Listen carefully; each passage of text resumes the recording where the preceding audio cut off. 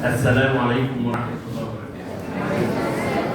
طبعا أنا سعيد جدا بتواجدي معاكم النهارده ولأول مرة في مهرجان بيتنا أو هبتنا تمام كده؟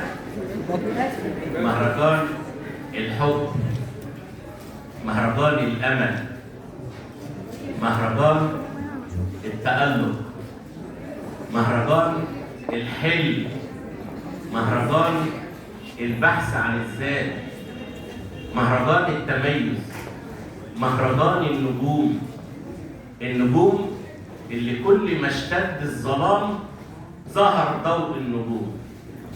بالفعل هو مهرجان الحب اللي جمع كل القلوب دي والأفئدة في مكان واحد، على قلب واحد، على هدف واحد.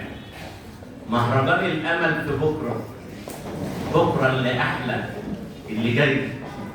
مهرجان الحلم، حلم كل واحد فينا اللي بيتمنى يتحقق. مهرجان التميز بتنافسكم بينكم وبين بعضكم، كل واحد في أسلوبه وفي مجاله.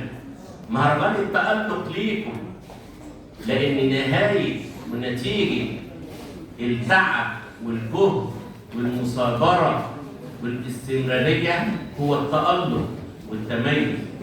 مهرجان بالفعل الإبداع، كل واحد بيطلع اللي جواه.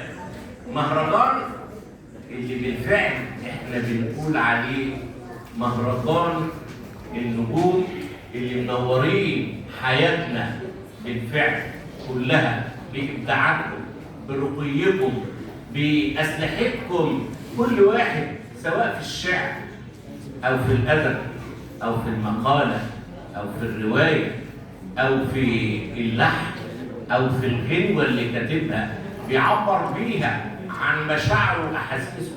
شفنا بعض المتميزين والمبدعين من النجوم اللي طلعوا معانا من شوية على خشبة المسرح، كل واحد قدم اللي جواه.